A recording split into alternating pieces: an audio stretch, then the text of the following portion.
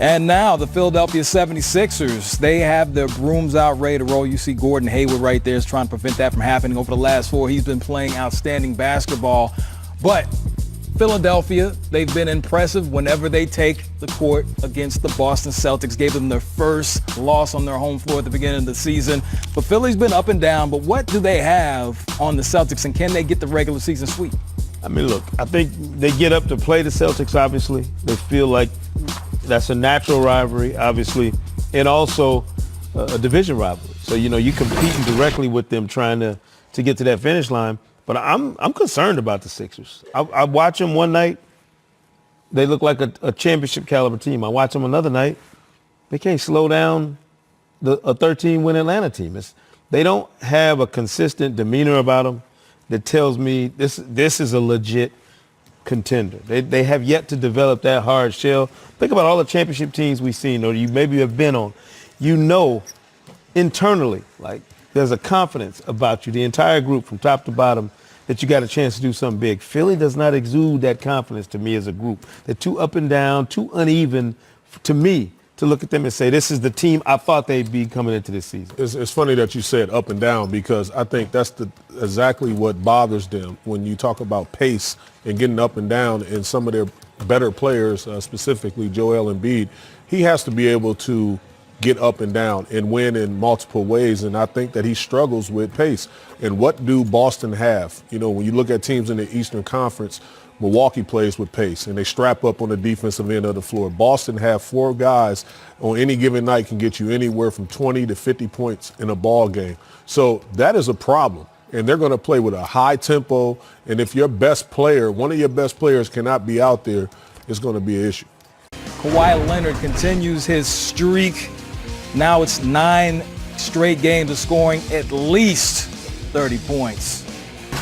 Paul George obviously smart, coming back to Southern California. But Jamie mentioned this is the 19th game that you've had Paul George and Kawhi playing together. They are now 15-4 with both players in the lineup. I mean, that's pretty good last time I checked. So, Caron, obviously this 2-man game is starting to work to perfection on the floor. Yeah, you know what? It was interesting to me that everybody was saying that they had chemistry issues and, it wasn't clicking. And these guys haven't played a steady dosage of games together. But now when you're seeing them out there, they're strapping up on the defensive end of the floor. Look at all these shot opportunities off defensive stops. The pitch ahead from Harkless, the dump back. Paul George goes up, straight up, 12 o'clock. He's flexing afterwards. He's feeling real good. And I love what you said, Sekou, is that, look, he didn't make the All-Star team. He's going to feel a different type way. They're going to have a sliding lineup all season long, and he's just balling. You see the defensive stop right there. And this is what I love. There's only a handful of guys that can do this and be efficient doing this in the association, and he's definitely one of them, coming down in transition, electing to go off on his own because he's talented enough to do so, get to his spot in rhythm and knock down those opportunities. Kawhi Leonard, excellent delivery right there. And then look at this.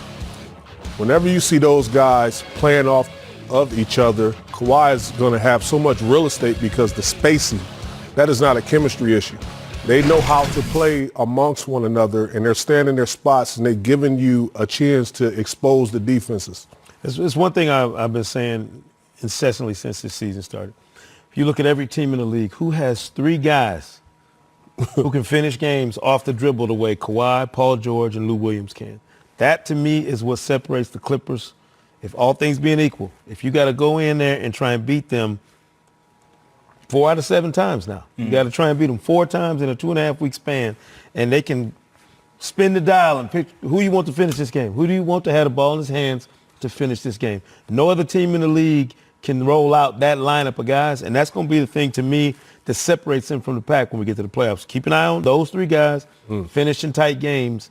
Your 2 best players can do it, and then your 3rd best player is just as effective. That's a devastating, option to have if you Doc Rivers. Oh, yeah, they definitely have plenty of options with that finishing 5, but we're going to look at this going past All-Star break. We've seen both players in and out of the lineup. What's it going to take to get them in the lineup consistently so they have that continuity going into the postseason?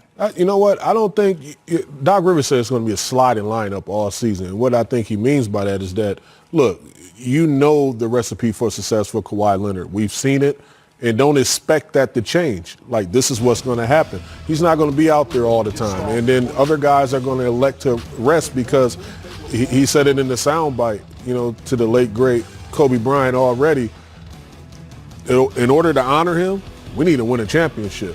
And that's what they're thinking. They're thinking big picture in their mind.